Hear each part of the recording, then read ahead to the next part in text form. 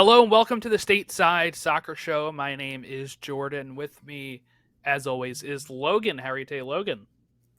I'm good, Jordan. I'm excited for this episode because I think it's an interesting topic. I think seeing the visceral reaction on X is making me excited for this episode. I've got a lot to say and maybe some things that you want to. We might not agree as much on this one We might as I not. think. Yeah, I've got other opinions. I was sitting there, Jordan. I was thinking about this, and shower thoughts. I think about U.S. Open Cup. Who doesn't? Yeah, yeah, that's always on my mind in my shower thoughts. No, I also had some thoughts that I shared on Twitter, but also uh, I shared on Reddit. There was like this whole Reddit thread that I was Oh. going back and forth with this person on because um, I just felt like they weren't. I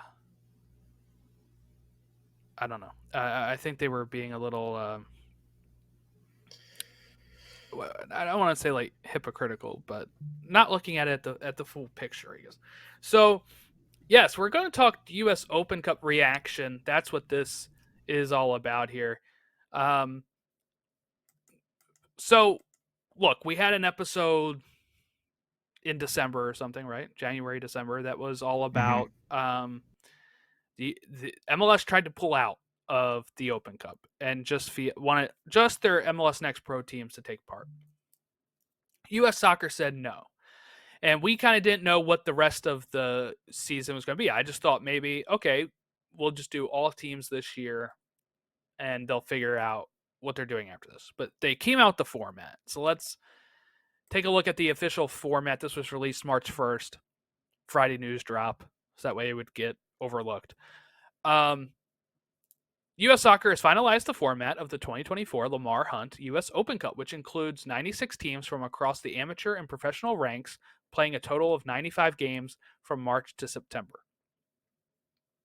Um, in a historic shift for the tournament, the upcoming first round will mark the first time since 2008 that all 32 matchups will be exclusively between amateur and professional teams. Overall, this year's edition of the tournament will feature the most first round matchups between amateur and professional teams in the tournament's 109-year history, more than doubling the previous amount of 16. So this is all fluff to get you on board. Okay, U.S. Soccer will be making its largest ever investment in the tournament in 2024 with new commercial partners including Marriott, Michelob Ultra, okay, New York Life, and Nike. U.S. Soccer has prioritized enhanced financial incentives for participating teams, including significantly increased travel reimbursement.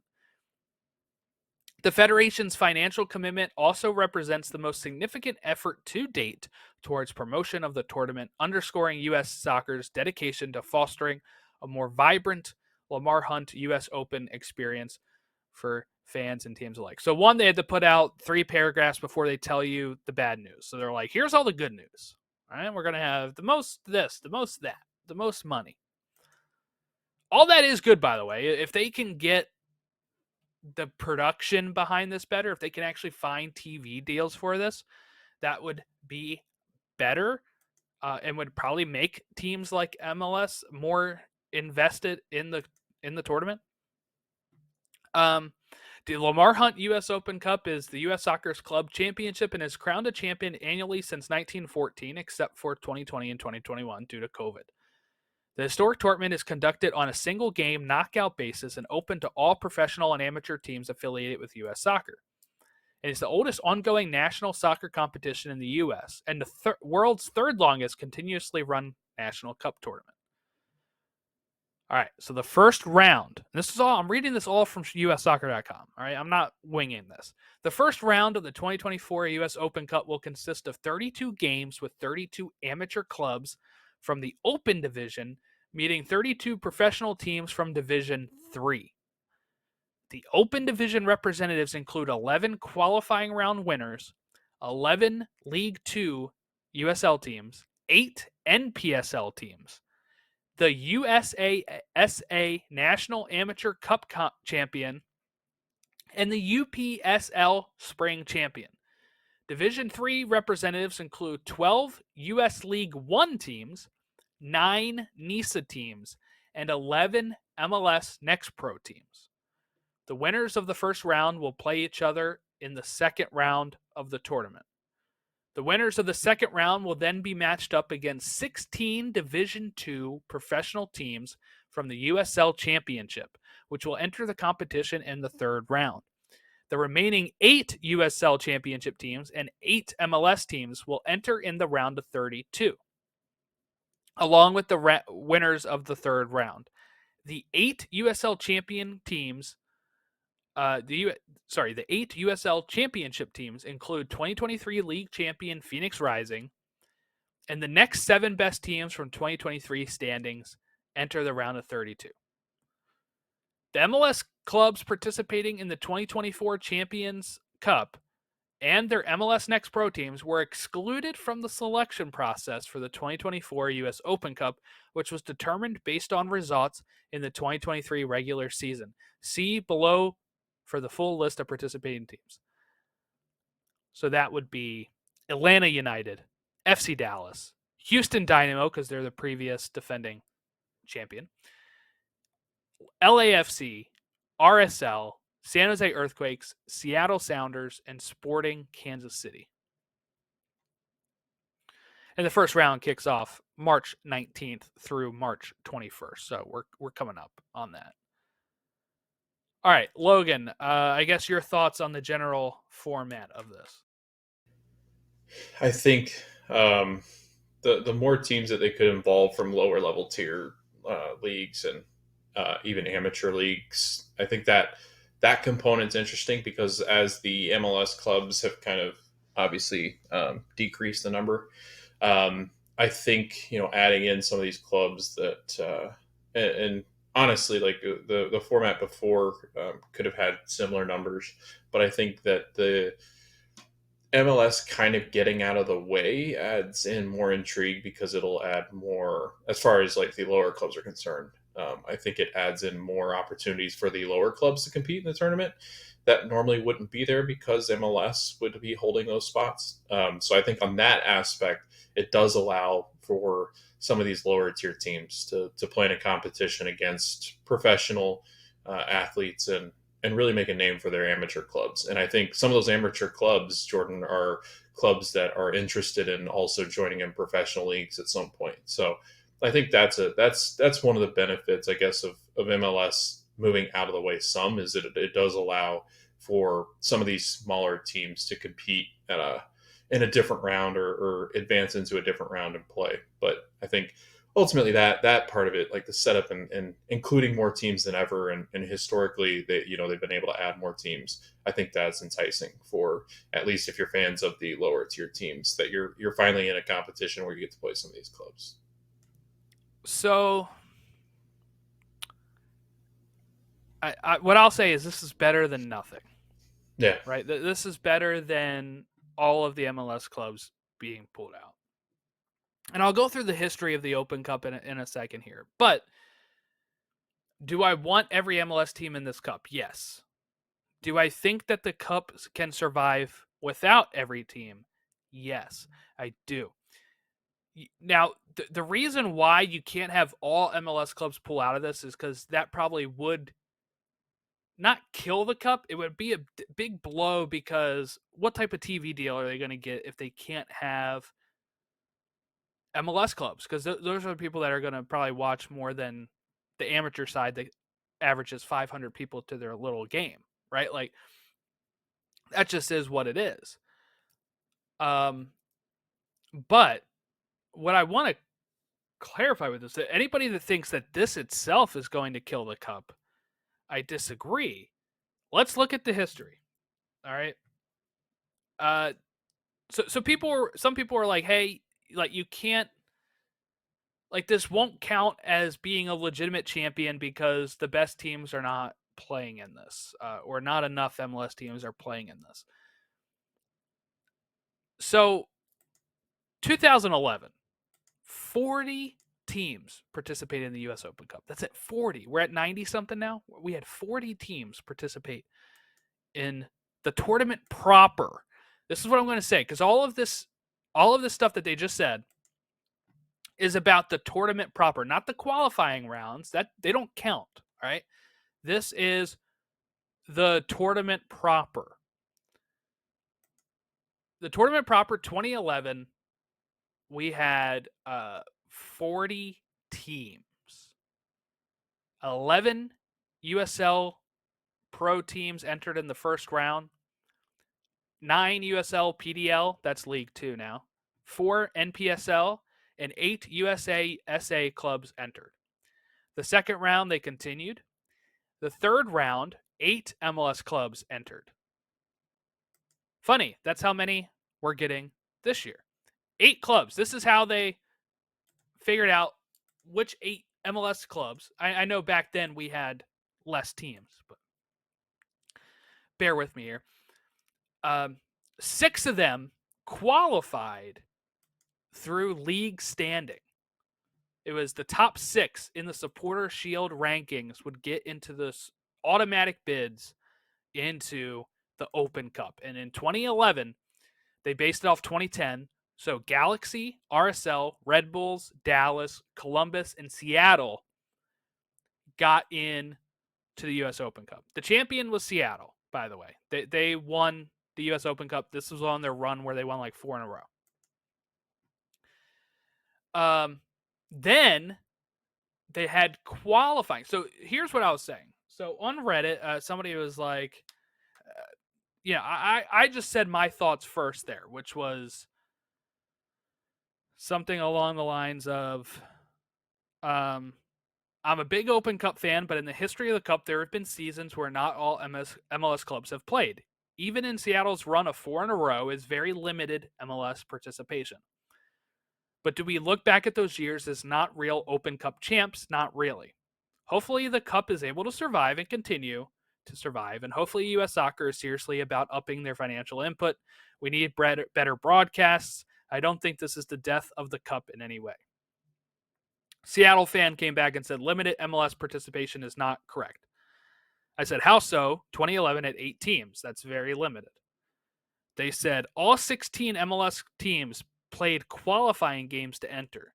So if you're playing competitive games to qualify for a tournament, that certainly seems like participation. So I said I'm talking about the main tournament. That's why I specified this at the top. People have been calling this the FA Cup equivalent, but it didn't really become that until 2012 when all MLS teams got a berth into the main tournament. 2011 only had 40 teams main tournament. The qualification for this year is next 7 Supporter Shield standings plus the defending champ. I said that is the equivalent to the qualification tournaments MLS used in the past. 2010, top 6 MLS clubs auto-qualified. The remaining 2 came from a playoff of strictly MLS clubs. 2011, the top 6 auto-qualified. The remaining 2 spots came from a playoff of strictly MLS clubs.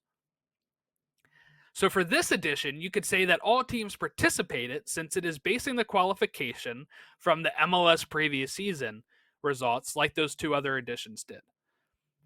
My point was that the tournament proper has had limited MLS clubs before and survived and can again. So look, I get it. I get it from everybody that is upset about this. We're going backwards. That's not what I want. But you can't count this qualification of strictly MLS clubs to get 2 more spots in the Open Cup as taking part in the US Open Cup. Okay? That doesn't count because 1, the qualifications don't count. And 2, is it really the Open Cup if all they're facing are MLS teams to get there? No, that's not the fun of the Open Cup. So my point was, it wasn't the FA Cup in 2011 and 2010. It's not going to be structured like that again. But people still loved the Open Cup. Seattle took it seriously. Seattle is part of the reason why this has become such a big deal, I feel like. They went out and won 4 in a row when other MLS clubs, even back then, were just putting out lower, their youth teams because they didn't care about it. We had Messi and then play right in the semifinals of the Open Cup. That's not what we would have done in the past. So the fact that there's a qualification method tracks with the past is all I'm trying to say. And back then we weren't up in arms about it. We weren't. Uh I loved the Open Cup. I was one of those ones streaming it on Gold TV while I'm trying to watch it cuz it didn't have a good TV partner. And I'm happy that it's still existing and that these MLS clubs are doing it. And maybe this is the way to do it. So look, you can say the other way is get rid of Leagues Cup. That's not going to happen. MLS controls Leagues Cup. No amount of protesting will do that. If you want to protest, go ahead. See, St. Louis put on a really good protest yesterday with their Open Cup banners. It was great.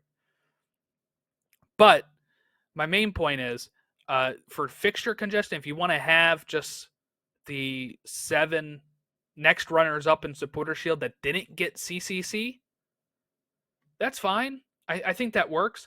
But then you also have clubs like Cincinnati that come out and say, we want to determine if we want to play in it or not. We want to play in it. St. Louis said the same thing.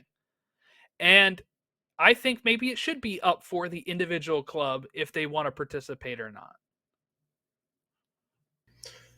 I think they basically have set this up almost to where it's not FA Cup. Like the fact that when people say it's like FA Cup, like it's an idea of the FA Cup because it does involve the lower tier teams that get to play against the professional teams and Right. have that chance to take down a Goliath.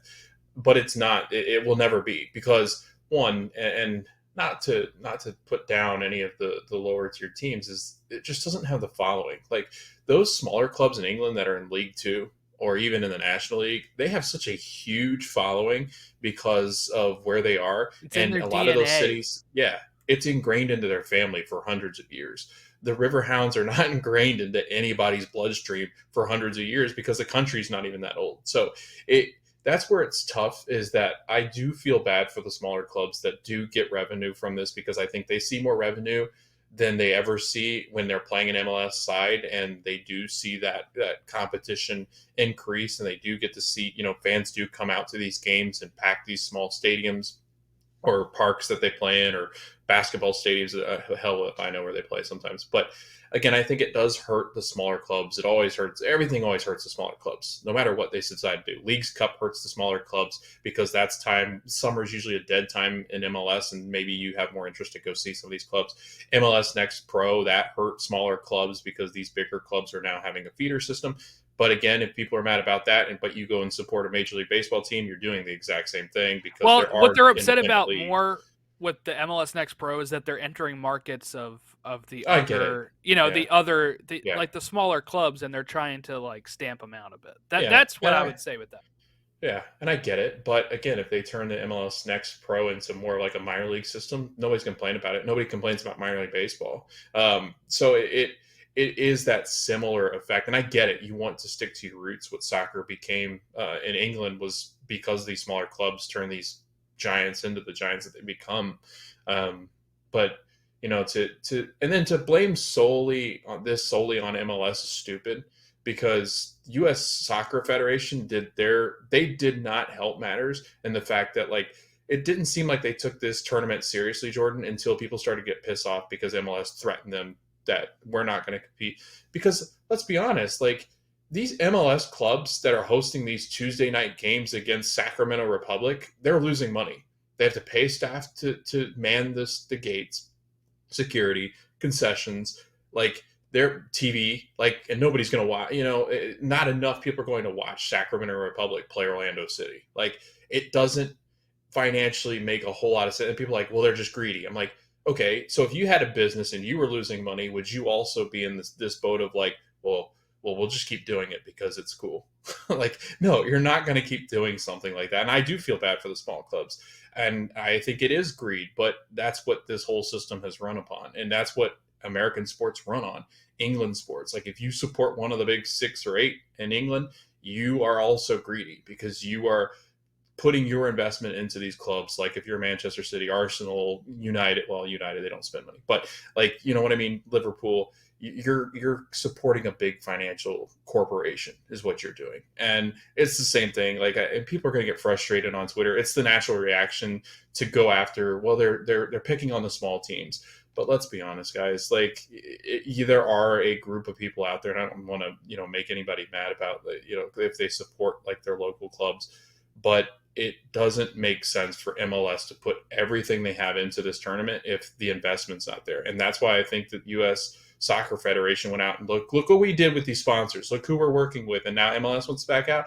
And it was like, okay, where were they before? Because they weren't around before.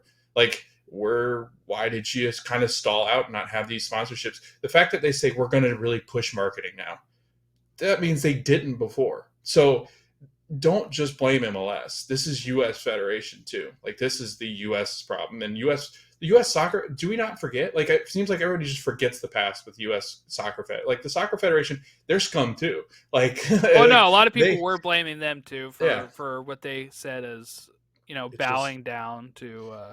they didn't bow down. They were just trying not to be the dirtier one. Like, they're dirty as well. Like, the reason why U.S. soccer hasn't been as successful as they need to be is because U.S. Soccer Federation refuses to put the resources where their mouths are. Like, Right. that's ultimately what it is. The U.S. Soccer Federation they're the ones to blame first. MLS just came second because they're like, if you're not going to put money into this tournament, we're just going to go spend all our money with Liga MX because they're willing to. And put And that's on, what's ultimately yeah, happening. and they've been putting on a good Great tournament with tournament. that. Yeah. So then, yeah, no, I do blame U.S. Soccer for this as well. I've been calling for better broadcasts for Open Cup. I've Yes. been Not a calling YouTube for, channel. Yeah. yeah, because what they sold the rights. Part of the Yep. rights go with. Okay, so U.S. The rights for the Open Cup are mixed in with the rights for U.S. Soccer. So when they sell a U.S. men's national team, the other people get it as well. So HBO Max or TNT and stuff had the Open Cup. They weren't doing much with it, and it ended up being thrown on Bleacher Report's YouTube Yeah. and U.S. Open Cup YouTube, and then CBS stepped up and said, "Hey, we'll put this stuff on Paramount Plus, and we'll like actually promote it and stuff." But still, like the quality wasn't there. Um, so just part of this too was that it was reported around February 19th that Arthur Matheson resigned as the chairman of the USSF's U.S. Open Cup committee. He said he was asked to stand down by higher ups on multiple occasions in terms of finding a solution as it relates to MLS participation. And he says the cup is in grave danger. So it does seem like he wanted to go a little bit more burning bridges approach with MLS, and US Soccer told him to stand down. So again, there you go with it's the people that were even the chairman of the cup couldn't determine what to do. And US Soccer stepped in and pretty much told them we can't do anything. Right? It's kind of what US Soccer was pretty much saying. And part of that too, what sucks about this is I see a lot of people saying, okay, remove the Division One status from MLS. And that's never going to happen. If that happened, that would actually be more detrimental than losing the Destroy Open Cup, U.S. right? soccer. That would Yeah. destroy U.S. soccer. Unless if MLS was able to say we can keep all of these, if they could keep hold of all their players and stuff. But it would set us back way more than losing the Open Cup. All right. It just would. Because before 1993, when they first founded MLS and they started playing 96, there was no top flight at that point. So, and USL's not ready for that jump. They're just not. No. They're not ready for that jump yet. So, I don't know. We'll see how it pans out, I guess. But anything else about the Open Cup? We'll still cover it on here, of course. Yeah. Even if all MLS clubs pulled out, we'll talk Open Cup. I love the cup, so Yeah. I mean, I get it. Like, I get the appeal of it. It is a great idea to think of this like an FA Cup because it does allow these smaller teams playing up against. It is cool to see Sacramento play Orlando City, but if I'm a neutral, Jordan, I'm not tuning into that game. Like, I just don't. And that's the tough part is that the U.S. Open Cup had its fans, but it were fans such as like yourself that supported this club long or this league long before a Champions Cup or a Leagues Cup existed. Now that Leagues Cup exists, and now that Champions Cup is to the magnitude in which it exists, like I mean, we're Messi and Suarez have talked about the cup itself. They've talked about how they have seen the South American fans get on board because they get to see some of their players that play in Central America play some of their players that play in North America, and it's a competition that's really popular. Leagues Cup, like I love that fact where people are like, oh, boycott the Leagues Cup because MLS, and it's like you were the same people that loved Leagues Cup, and you knew that there was an opportunity for it to absolutely smash in the U.S. Open Cup. We were talking about fixture congestion last year, so people that are all up on end about this is all MLS fault. This is not all MLS fault. Like this is U.S. soccer's fault. Like this is 100% because we haven't taken this sport seriously enough in this country. And just when we start to, MLS has made these decisions to really amplify. And Leagues Cup is going to make a lot more money. It's going to get a lot more exposure because people in Europe know that Mexico's a formidable opponent. If MLS clubs are beating up on these Mexican giants, then that's gonna be more allure for fans worldwide than a U.S. Open Cup is. That's going to try to follow a team from Idaho. Like it just doesn't make any sense worldwide to continue to try to put all of your eggs in the U.S. Open Cup basket. And we might sound like we're poo-pooing on it, but I mean I do. I love leagues or the U.S. Open Cup, but I don't think it. I don't know. It'll continue on. It'll keep going. The hardest thing is to try to get casuals on board with it. They don't Yeah. understand it. When Yeah. NBA did their in-season tournament, and people tried to explain that it's based off of that. They're like, I don't really care for this. Yeah. And American fans are not wired this way. They pay attention to the league, right? So they'll go Yes. to MLSsoccer.com. They'll go to the schedule for their team. They'll see the Mm-hmm. games. They don't show up to certain games. Even CCC has trouble breaking in because it's not part of. Some of them are not part of season ticket packages, so that's hard to get Mm-hmm. people on board.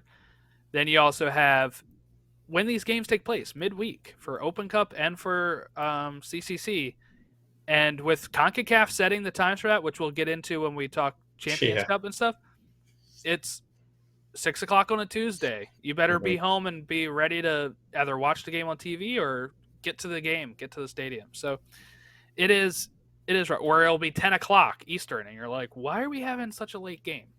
Yeah. It's all the scheduling and stuff like that too. And we're still in like a cold period where people are not wanting to be outside in 30-degree weather watching Right. a game. They just won't. Yeah. They'll And do I it think for that football. People will say, "Well, they'll do it for NFL." I'm like, "Yeah, because that's been in their in their history since the '60s or whatever." yeah, Like, and they're playing it like two takes or a three weeks while. in the cold. Yeah. Yeah, and it takes a while to break into the zeitgeist. So Yeah. And I think another thing too, like what what I think I myself forget sometimes is like when I look at this tournament, I think one thing we all forget is collectively uh, this country's huge. Like and the England travel, works. yeah, Yeah, England works because like it's only a 45-minute whisk over to your sports stadium that you're getting to see these League Two players play. And you go right down the street and play, see your Premier League team, and I'm sure there are fans that are going more in that direction where they have teams at each division where they feel like they can support a lot of teams at different divisions, and I think that's what the U.S. has done as well. There's a lot of us that support Wrexham and also support one of the Premier League teams because we don't see it, in our future that they're playing together. But like that's where it's different in the U.S. Like it's hard for me, Jordan, to like.